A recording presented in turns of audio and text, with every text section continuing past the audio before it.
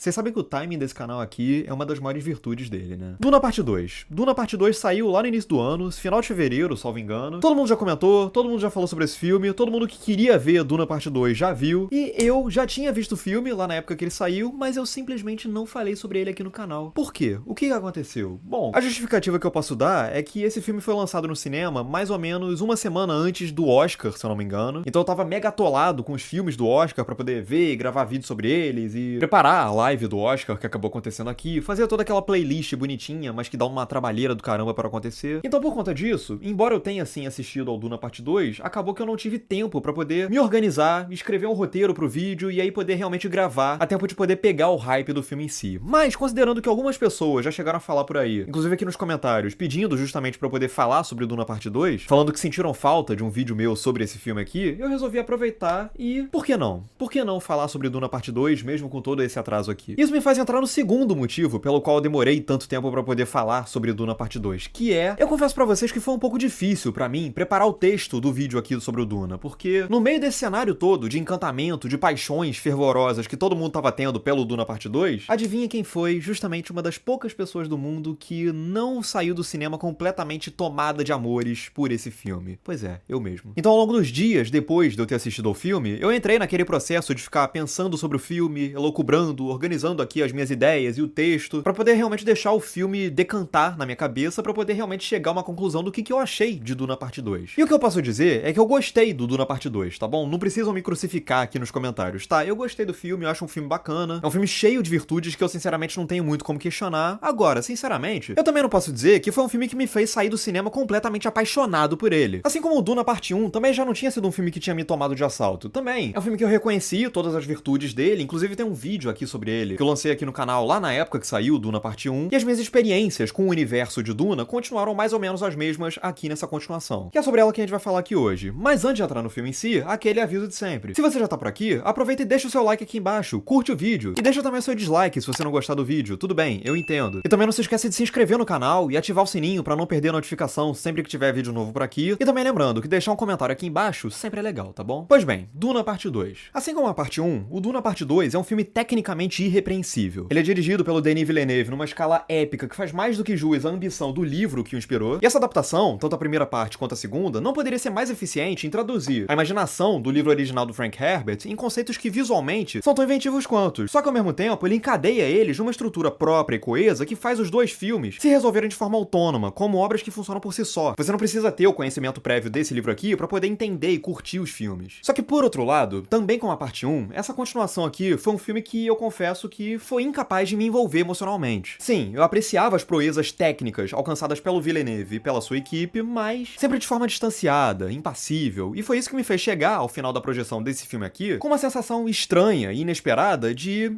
indiferença. E chega a ser irônico que uma narrativa que envolve desertos escaldantes e personagens sufocando de calor possa ser tão fria. Dito isso, é impossível não admirar o esforço e a imaginação visual do filme ao trazer o universo do Frank Herbert pras telonas. E é fascinante perceber como que os diferentes lugares visitados pela trama são radicalmente diferentes um do outro. E com isso eles refletem as diferentes tradições, costumes e naturezas de cada povo. E ao contrário de Caladan, lá no primeiro filme, que era um planeta cinzento, propositalmente asséptico, Arrakis é basicamente uma interminável imensidão de areia que, em contrapartida, é curiosamente diversificada nas suas topografias e instalações. Ela consegue agregar desertos amplos, regiões rochosas, cujas cavernas, inclusive, são datadas como moradia pelos Fremen, templos subterrâneos com fachos de luz que entram pelas suas frestas e transformam eles em salões particularmente opressivos e sufocantes, como se tentassem alcançar o sol lá fora e recebessem no máximo alguns fachos pontuais, e cidades que se estabelecem quase como uma espécie de Egito antigo, só que futurista. Agora, o auge mesmo da direção de arte da Patrice Vermette é realmente o planeta de Gide Primal, que é a casa dos Harkonnen, né, os vilões da história, e que é um mundo em que as cores operam em negativo. Então, uma vez que o sol desse planeta projeta escuridão em vez de claridade, toda a civilização que ali habita é envolta numa paleta sombria e macabra, e nisso os habitantes desse planeta se transformam praticamente em figuras pálidas, sem cor. E da mesma forma, as naves pilotadas pelos vilões, elas soam como evoluções de maquinários reais, só que combinadas com a praticidade que a criatividade delas pode fornecer a elas. As asas, por exemplo, são asas que se assemelham às asas de uma borboleta, e isso permite a elas poder voar melhor e mais rápido rápido. Enquanto isso, os figurinos da Jacqueline West seguem a mesma lógica ao fundirem os roupões trajados por vários personagens, em especial os Fremen com seus lenços, panos e turbantes, e também peças de máscaras, armaduras que servem para poder otimizar as ações delas, ou então garantir a respiração, alimentação ou sobrevivência de quem tá trajando elas. E é interessante perceber como que as tropas dos vilões se diferenciam pelas cores e pelos designs das suas indumentárias. Uns são brancos e têm capas, outros são pretos e têm umas armaduras com umas linhas mais retas, com menos curvas. E além disso, é bacana você perceber a atenção dada a alguns detalhes específicos que podem ser detalhes pequenos, mas que ajudam a estabelecer ainda melhor o funcionamento daquele mundo ali. Como, por exemplo, o fato de que as roupas de alguns daqueles soldados são preparadas para poder se adaptar à gravidade dos espaços ao seu redor, usando essa gravidade de um modo tático ao sobrevoar lentamente e rente ao chão a crosta de Arrakis. Enquanto isso, a fotografia do Greg Fraser, que, convenhamos, praticamente já garantiu a maioria dos prêmios de fotografia que ele vai receber no final do ano, início do ano que vem, é uma fotografia que atinge o ápice dela nas sequências que se passam em Gide Primal, e que elas exploram a ideia dos negativos gerados pelo sol do planeta, e ela cria imagens que funcionam por serem plasticamente belíssimas e, ao mesmo tempo, por evocarem totalmente a natureza sombria e ameaçadora daquele mundo. E ela torna esses momentos icônicos a partir justamente do horror. E o meu momento favorito não é nem aquela batalha no Coliseu em preto e branco, que já é espetacular, mas sim o diálogo entre a princesa Irulan e o gladiador Fade Hata, eu precisei ler aqui porque realmente eu não ia conseguir pronunciar assim de cabeça. Que é uma conversa que acontece num palácio escuro, né? O véu que a princesa tá usando é espesso a ponto de quase invisibilizar o rosto dela, enquanto fogos de artifício pretos estão cobrindo o céu lá no fundo, que é tudo branco. Ou seja, o inverso do que a gente tá acostumado a ver. Já as cenas em Arrakis, por outro lado, elas sabem utilizar muito bem a temperatura quente do planeta a favor das prioridades dramáticas de cada cena. Então, quando Paul Atreides e a Chani estão caminhando ali pelo deserto à noite, a frieza daquelas paisagens curiosamente ajuda a tornar aquela imagem ali mais reconfortante e mais afetiva, ao passo que os momentos sob a luz do dia, mesmo sendo tomados e mergulhados em cores e paletas quentes, eles são retratados pelo Greg Fraser de uma forma propositalmente incômoda, a fim de realçar o sufoco provocado por aquele calor. Agora, um dos aspectos centrais de Duna, como não poderia deixar de ser, são as alegorias sociais que são construídas a partir da elaboração daquele mundo fictício e dos arcos dos personagens, que já eram muito ambiciosos no livro original do Frank Herbert e que continuam a ser nessa adaptação aqui do Denis Villeneuve, que, não custa lembrar, também escreveu o roteiro desse filme ao lado do John Spates. Aqui, inclusive, vale ressaltar uma coisa que eu já tinha escrito lá no meu texto que eu escrevi sobre o Duna Parte 1, lá em, sei lá, outubro ou novembro de 2021, que foi: embora funcione dentro de uma lógica que se assemelha a um parque de diversões, entre aspas, o universo de Duna soa também triste e intimidador por frequentemente nos remeter àquilo que de pior podemos oferecer como espécie, a destruição total dos recursos naturais motivada pelo poder e pela ganância. Pois ao falar sobre o Duna Parte 2 aqui, eu me sinto obrigado a dar ênfase a um outro elemento, que é o fundamentalismo religioso. E aqui eu preciso fazer o alerta: daqui em diante, esse vídeo aqui vai ter spoilers de Duna Parte 2. Então se você ainda não assistiu ao filme, quer dizer, eu acho que a essa altura do campeonato, quem ainda não assistiu ao filme é porque não queria mesmo. Mas, se você ainda não assistiu ao filme e não quer saber o que acontece na trama, eu recomendo você pausar esse vídeo aqui e só voltar a ele depois de ter assistido ao filme, beleza? Spoilers. Esse fundamentalismo religioso, ele é ilustrado de uma forma perfeita na revelação de que a jornada do Paul Atreides, que até então a gente achava que era a jornada de um herói, na verdade era a jornada de um anti-herói. E olha que eu tô sendo muito lisonjeiro ao não descrever ele logo como vilão. Isso fica claro, em particular, pelos discursos beligerantes e egocêntricos que o Paul Atreides passa a fazer no terceiro ato e que trazem o Timothée Chalamet numa performance que, de tão explosiva, autoconfiante e intimidadora, parece mais um líder de seita raivoso do que aquele menino introspectivo e sereno que a gente vinha vendo até então. Já a Chani e o Stilgar são as duas peças que complementam esse tripé. A Chani por ser vivida pela Zendaya como uma mulher dividida entre o apego que estabeleceu pelo Paul Atreides e, ao mesmo tempo, a total convicção de que a postura do Paul Atreides ela é fruto de uma mentira regada a ódio e proselitismo. E o Stilgar por se entregar totalmente a essa mesma mentira sem questioná-la racionalmente por um segundo sequer. Até aqui, tudo parece perfeito. E como vocês podem ver, a minha admiração por Duna Parte 2 existe e é considerável. E ela é sustentada por vários aspectos que eu enxergo como méritos genuínos.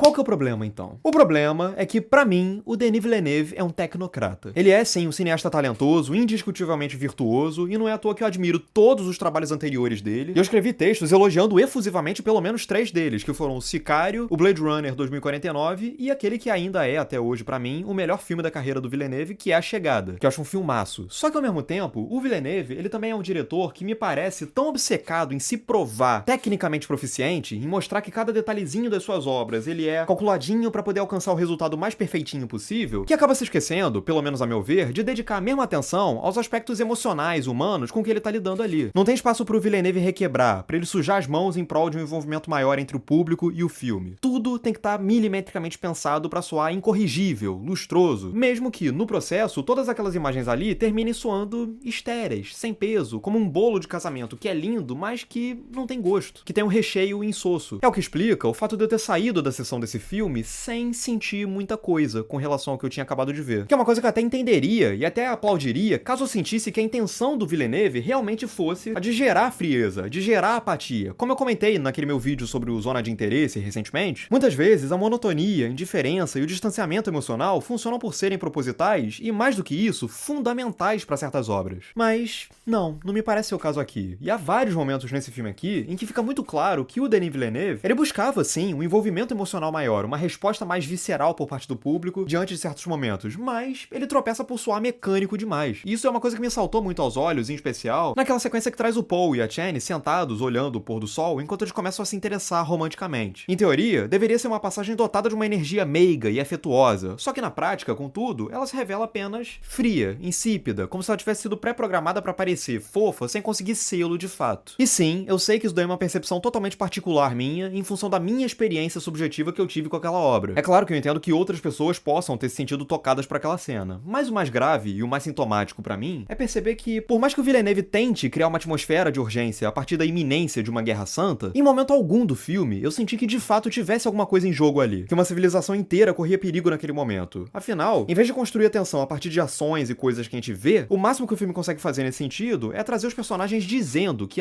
uma grande batalha por Arrak está aí. Tipo assim, ele fala da boca pra fora. Agora, realmente mostrar a ponto de fazer eu sentir, em momento algum do filme isso aconteceu. E aliás, diálogos expositivos são um problema que já tinham lá no primeiro filme e que prosseguem aqui nessa continuação. E do mesmo modo, as tentativas de humor do Stilgar nunca me parecem funcionar muito bem. Elas sempre me soam como imposições contratuais, do tipo, hey, a gente precisa encaixar algumas piadinhas aqui pra que o público não ache o nosso filme blasé demais. E além disso, eu acho que o Duna Parte 2 é um filme que é prejudicado por um ritmo que oscila desajeitadamente entre os diferentes núcleos da narrativa, né? Ele se mantém concentrado em um deles por tanto tempo que a gente quase acaba se esquecendo que há alguma coisa acontecendo lá do outro lado, e quando ele resolve cortar pra esse outro núcleo, ele faz isso justo no momento em que aquele primeiro que a gente tava acompanhando tava começando a engrenar. E pra falar a verdade, um dos poucos momentos do filme inteiro em que eu senti que o Villeneuve conseguiu alcançar a reação emocional que ele tava pretendendo é justamente naquela cena, naquela longa sequência em que o Paul consegue domar e montar sozinho num daqueles vermes gigantes de areia, e que é uma cena em que o Villeneuve consegue retratar cautelosamente a dimensão da criatura, e ele constrói toda uma sensação de choque e maravilhamento, sim, nessa ordem específica, justamente pra ele conseguir explorar tantos detalhes do corpo daquele tal bicho. E com isso ele acentua e faz a gente valorizar ainda mais a façanha do Paul Atreides ao conseguir domar aquele bicho. Assim, Duna Parte 2 é uma obra cujos méritos são diversos, são inquestionáveis e, como eu tinha desejado que acontecesse lá no final da minha crítica do primeiro filme, constituem um verdadeiro milagre se a gente levar em conta que o mundo criado pelo Frank Herbert por décadas foi taxado de inadaptável, de impossível de ser adaptado pro cinema. O Villeneuve foi lá e conseguiu, mostrou que é possível sim adaptar Duna. Eu só acho uma pena que eu nunca consiga me envolver nessa adaptação do Denis Villeneuve a ponto de elogiar as suas várias virtudes, que eu reconheço, é claro, de uma maneira entusiasmada, contagiada. Enfim, tomara que da próxima vez que o Villeneuve resolver visitar o universo do Paul Atreides e companhia, aí sim seja a minha vez de finalmente ser conquistado pelas suas proezas.